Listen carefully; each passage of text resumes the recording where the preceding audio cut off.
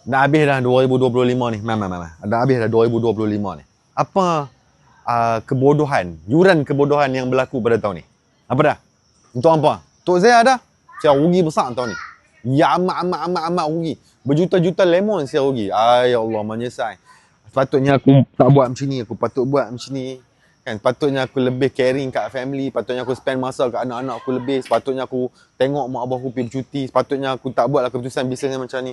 Allah, inilah tahun ni yuran kehidupan. Bukan saya je, ramai orang. Hampa yang tengok pun sama kan. Adalah yuran kebodohan dan yuran kehidupan yang Allah hantar kat hampa kan. Kita tak mau cerita pasal yuran kehidupan. Kita nak cerita pasal apa tindakan yang ataupun keputusan yang baik, yang bijak yang buat tahun ni. Kita nak tutup ni 2025 ni. Apa keputusan yang baik? So saya daripada bulan 1 sampailah ni bulan 11, setiap bulan ada je kebodohan saya buat. Yang ni bodoh yang ni, yang ni bodoh yang ni, bodoh yang ni. Saya kena hit, saya kena kata, saya kena kutuk, saya kena tuduh, saya salah, saya tak boleh banyak gaji staff, saya macam-macam lah cerita dah. Tapi ada satu keputusan yang bijak yang saya buat tahun ni. Satu, kan? Dan the best part is, keputusan saya bijak ni menyebabkan lagi beribu orang juga yang follow keputusan sama ni dapat result yang sama. Which is, saya create satu projek.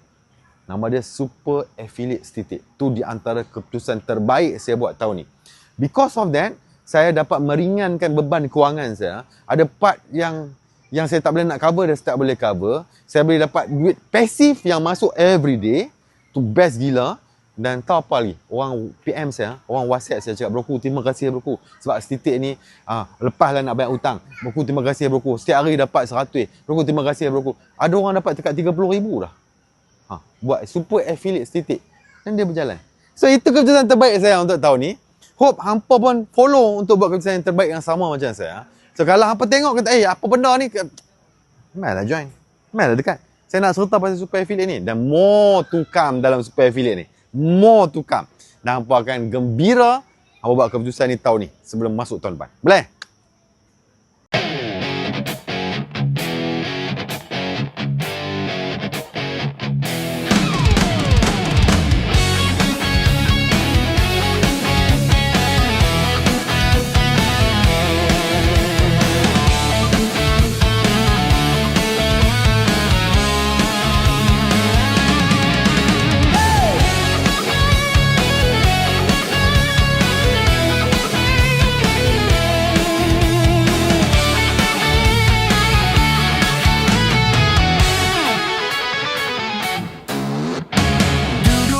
Jamilah, gadis ayu anak Falura.